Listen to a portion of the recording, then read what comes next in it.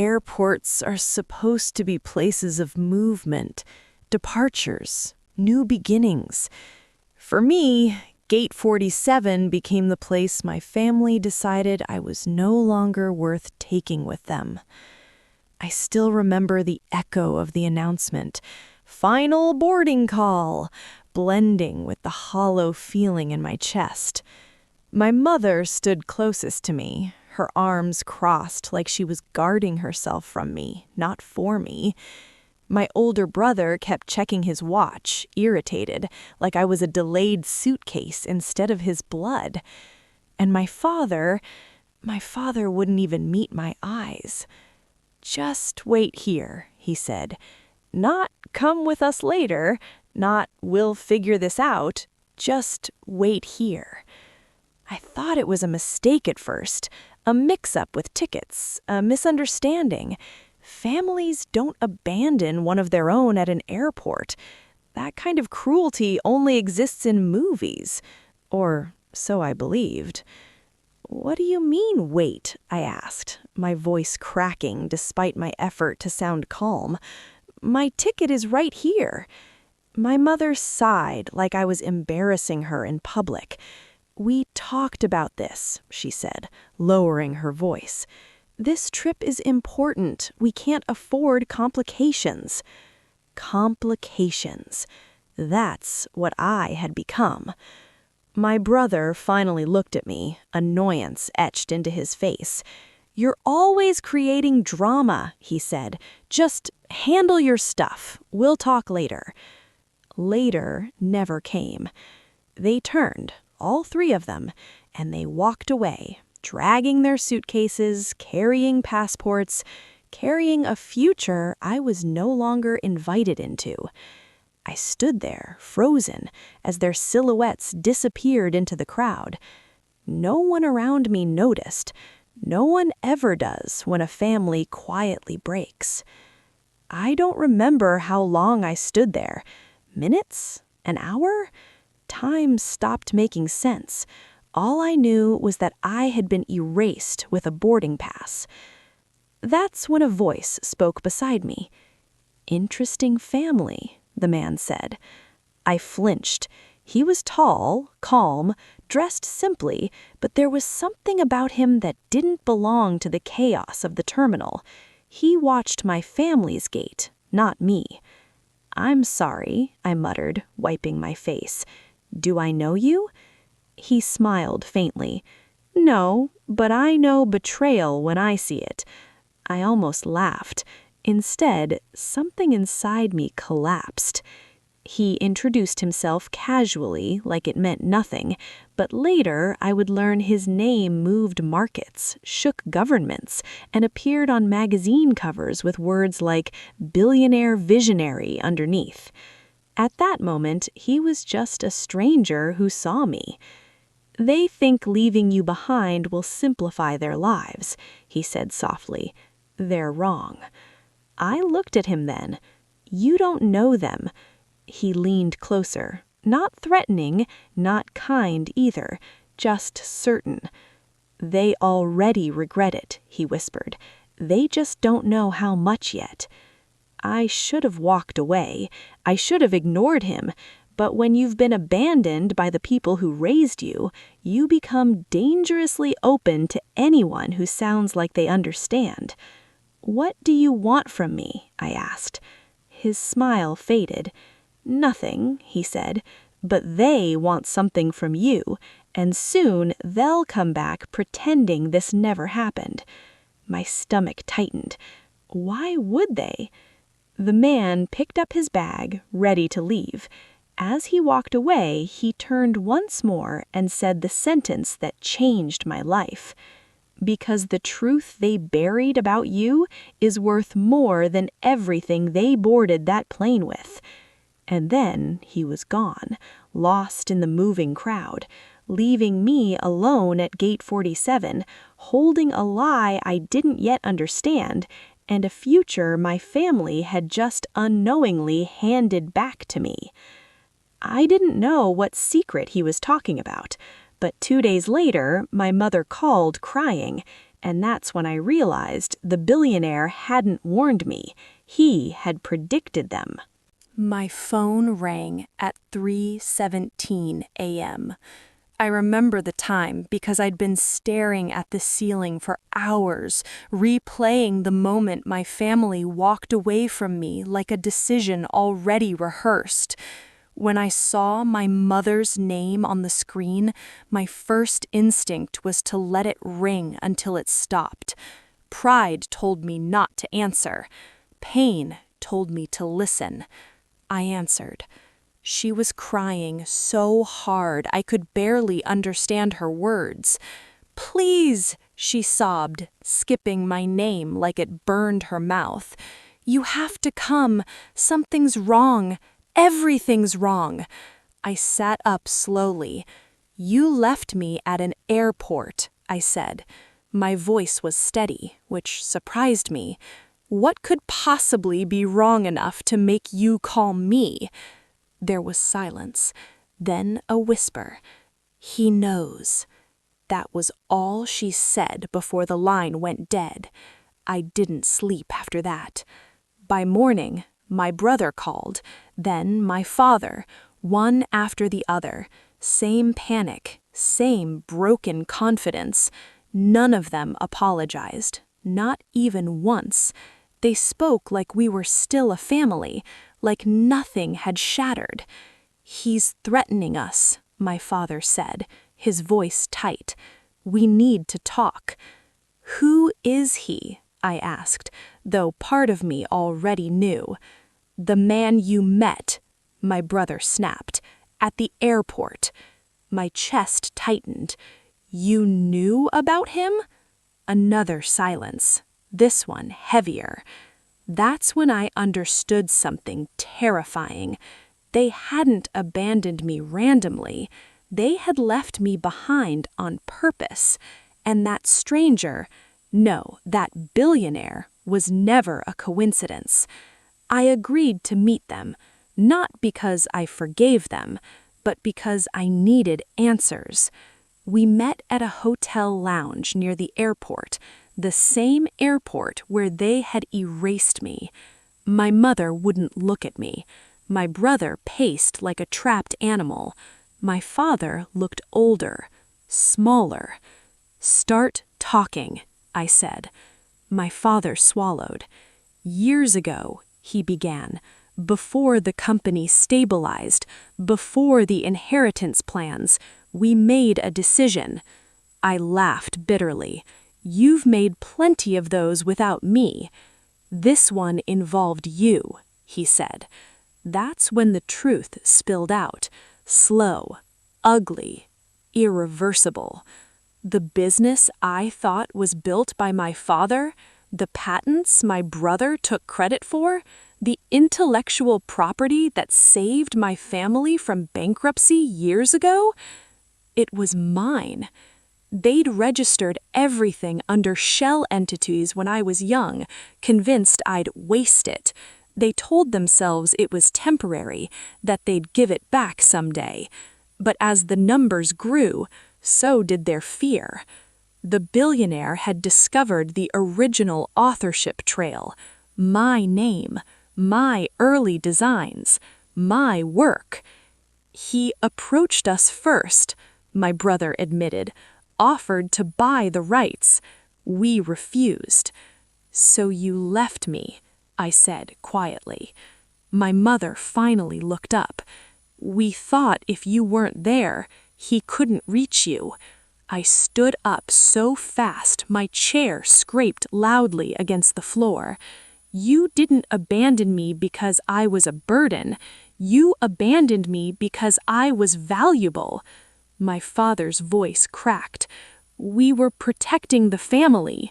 "No," I said. "You were protecting yourselves." That night, my phone buzzed with a single message from an unknown number. "They told you enough to confuse you, not enough to save you. Meet me tonight or lose the truth forever." I stared at the screen, realizing something chilling. The billionaire wasn't threatening my family. He was giving me a choice. I thought meeting him would give me clarity. I was wrong, because when he finally told me the lie he whispered at the airport, I realized my family hadn't betrayed me once. They'd been betraying me my entire life. I met him at midnight. Not in a boardroom, not in some luxury penthouse like people imagine billionaires live. He chose a quiet airport hotel bar, nearly empty, lights dimmed, like the world had decided to whisper instead of speak.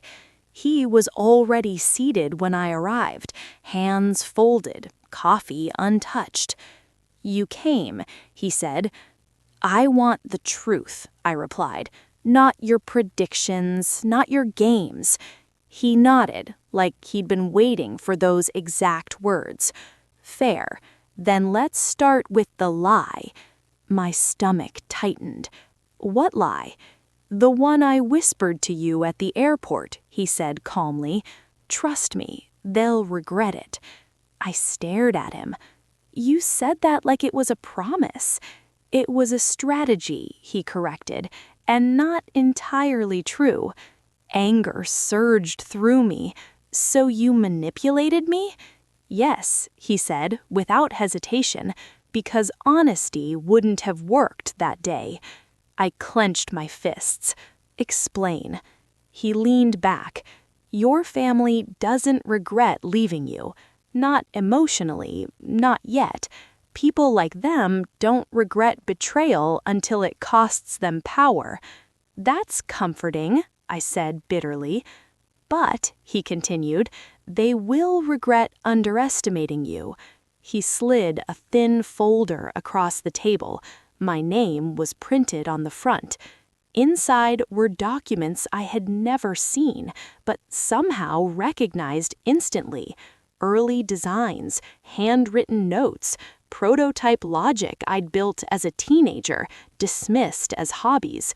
Legal trails showing how my work had been transferred, renamed, and buried. You weren't just the original mind.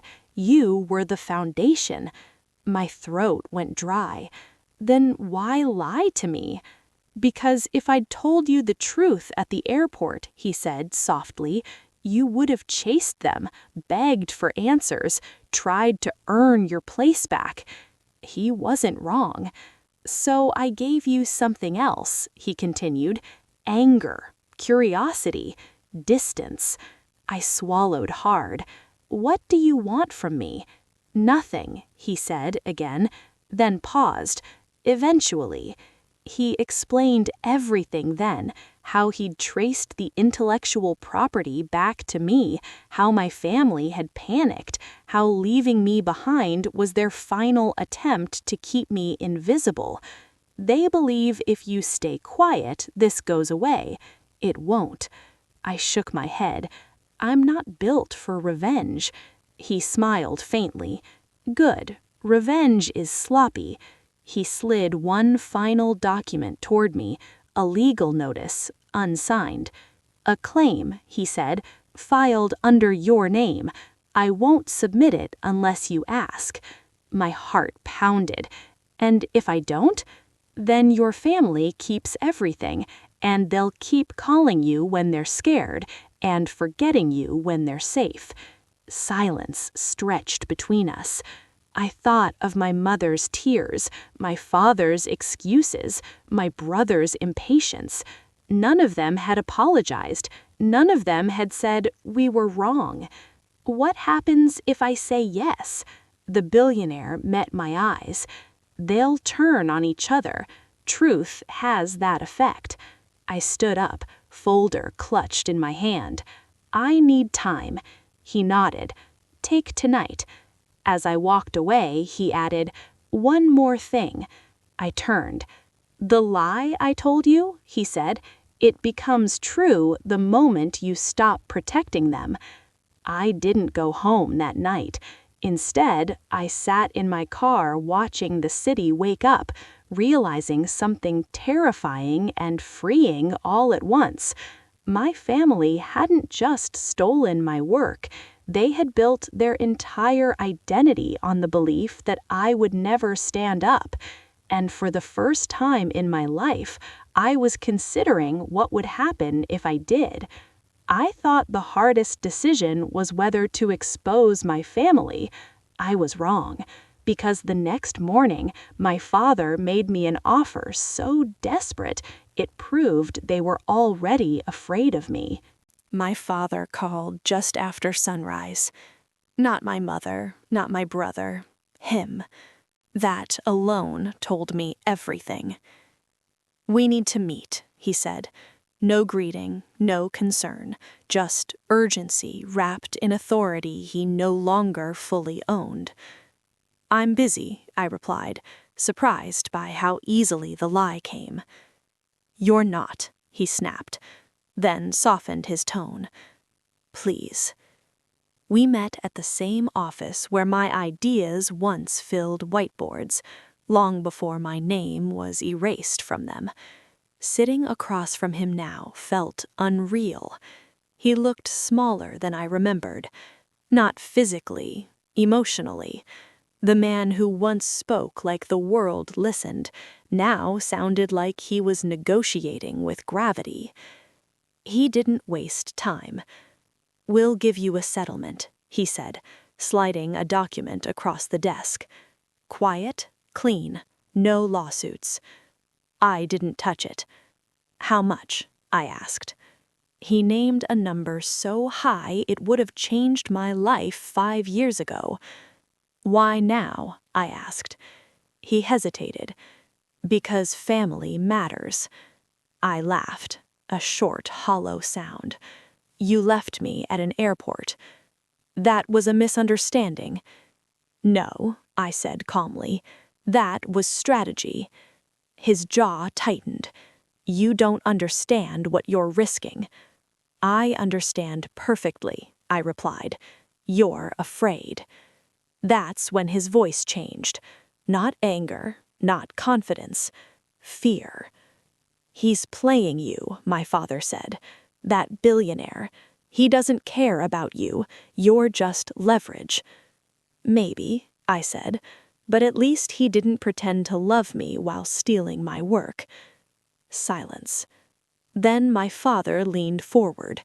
"Sign the agreement," he said quietly, "or you'll lose your family forever." The words hit hard, but not the way he expected. "I lost my family at Gate 47.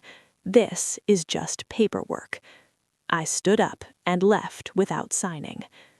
That afternoon, my brother sent me a message filled with memories, inside jokes, childhood photos, reminders of when we used to be close. It was manipulation disguised as nostalgia. That evening, my mother came to my apartment unannounced. She cried, apologized, just enough to sound sincere, told me she was proud of me, told me she'd always known I was special. I listened and felt nothing, because love that appears only when power shifts isn't love, it's survival. At midnight, I received a message from the billionaire. They offered money. That means they're running out of time. I asked him one question: what happens if I take it? His reply was instant: "You'll be rich and invisible." I stared at my phone for a long time. The next morning, I filed the claim. Not publicly, not dramatically, quietly, precisely. Within hours, the company's legal department panicked. Board members demanded answers. Investors started asking questions my family couldn't lie their way out of. My father called again. I didn't answer. Because now, for the first time, the silence was mine. I thought filing the claim would end the story. Instead, it detonated it. Because 3 days later, my family did something unforgivable. They tried to destroy me before I could destroy them. I didn't hear about it from my family. I heard about it from my bank. At 8:06 a.m., My account was frozen. No warning, no explanation, just a bland notification that irregular activity had been detected. By 8:20, my email access was locked. By 9, my former university called asking why I'd requested my records be revised. I hadn't. That's when I understood what my family had decided. If they couldn't buy my silence, they would destroy my credibility. By noon, rumors were circulating. Quiet ones, the dangerous kind, that I'd exaggerated my role, that I was unstable, that I was being manipulated by a third-party investor with a history of hostile takeovers. The third party was him. The billionaire called me that evening. "They're moving faster than I expected," he said. "No panic, just observation." "They're lying about me," I said. "Yes, and they're very good at it." I sat down hard. "What do I do?" "Nothing," he said. "Yet." That terrified me more than action. By the next morning, an article appeared online. Unnamed sources, carefully worded. It painted me as a disgruntled family member trying to extort his own blood. Comments flooded in, strangers judging a story they didn't understand. My mother texted me, "Please stop this before it goes too far." I stared at the message, shaking. She still thought this was happening to her. That afternoon, my father did the one thing I never thought he would. He filed a restraining order, claimed I was harassing the company, claimed I was unstable, claimed he feared for their safety. Reading it felt like watching my own funeral written by someone who taught me how to speak. I called the billionaire in tears, real ones this time. "I can't do this," I said. "They're rewriting who I am." He was silent for a long moment. Then he said, "Good." I blinked. "Good." "They've crossed the line," he said, "which means we can stop pretending this is a family dispute." "What is it then?" I asked. "A theft," he said, "and now a cover-up." He sent me a secure link. Inside were recordings, emails, old internal memos. My brother's voice laughing about how I'd never notice. My father instructing lawyers to delay until he gives up. My mother asking if they should at least tell me one day. One day. My hands trembled. "Why didn't you release this already?" "Because if I did," he said, "they'd say it was fabricated. We needed them to attack first, to establish motive." I felt sick. "You planned this?" "Yes, but only because they made it necessary." That night I couldn't sleep, not from fear, but from clarity. They weren't scared because I was wrong. They were scared because I was right. The next morning, the billionaire sent one final message. "Tomorrow, you stop being the problem. Tomorrow, they do." I looked out my window at a city that had no idea my family was about to collapse under the weight of its own lies. And for the first time since Gate 47, I didn't feel abandoned. I felt ready. I thought exposure would be the end, but the truth was only the beginning, because when everything went public the next day, my family turned on the one person they swore they were protecting. The truth went public at 9 a.m., not through a dramatic press conference, not through me, through documents. Clean, time-stamped, verified. Emails showing how my work was reassigned. Audio clips of meetings where my brother joked about keeping him small. Legal filings proving how my father delayed recognition long enough to claim ownership. Even my mother's messages, hesitant, guilty, complicit. By noon, the story wasn't about a family dispute anymore. It was about fraud. News outlets scrambled to reframe their earlier narratives. The article that called me unstable disappeared.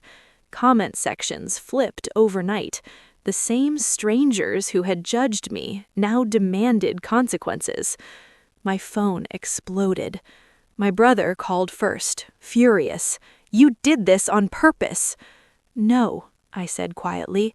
"I told the truth. You destroyed everything, he shouted. No, I corrected him. You built everything on a lie. He hung up.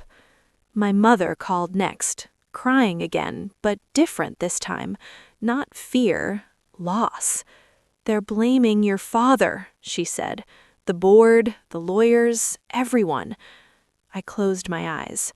You let them, she whispered. We thought if it all worked out, you'd forgive us. Forgiveness, always postponed, always conditional. By evening, my father was suspended from the company he once ruled. Board members released statements distancing themselves. Investors demanded restructuring.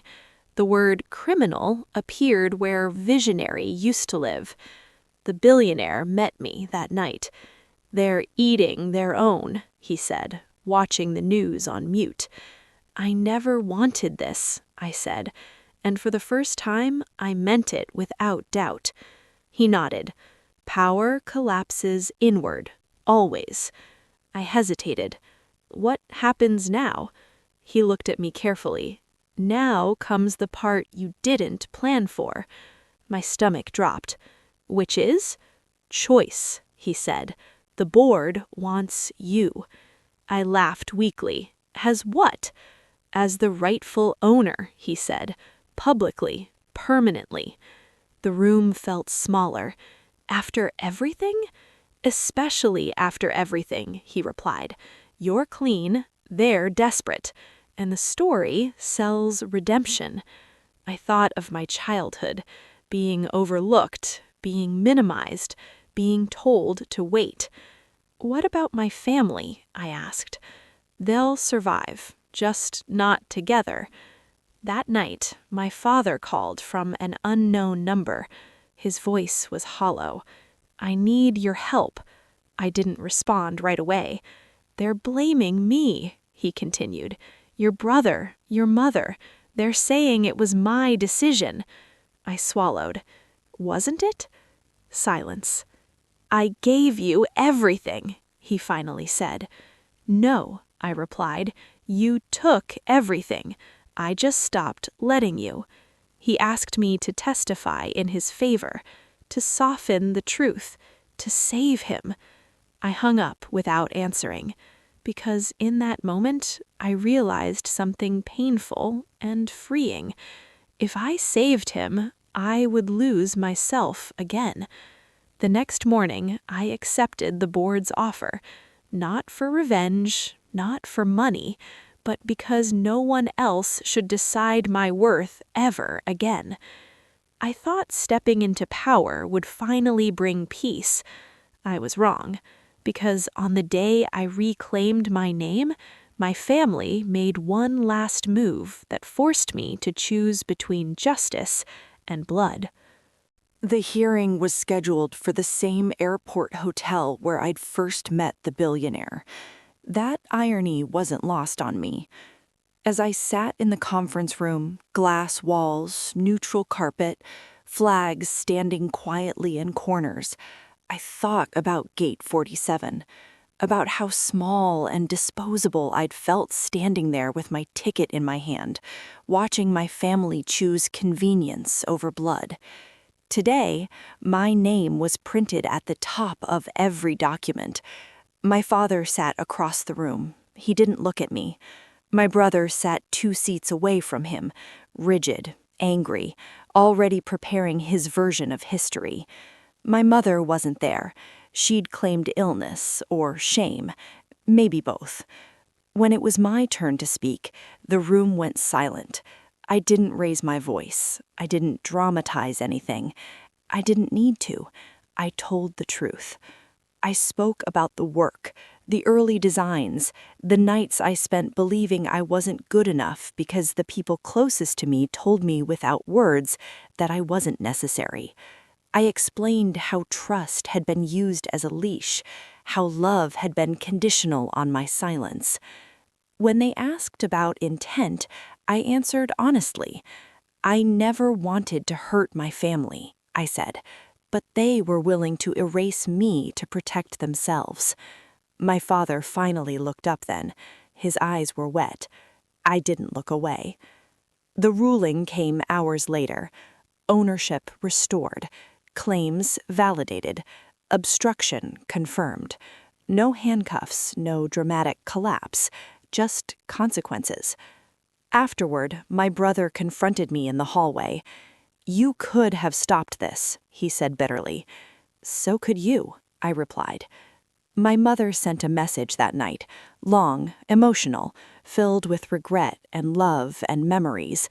I didn't reply, not because I hated her, but because replying would reopen a door I had finally learned to close. The billionaire met me one last time before he left the city. "You never needed me," he said. "You just needed someone to refuse to lie to you." "I lied," I said softly. He smiled. "Only to wake you up." As he walked away, I realized something important.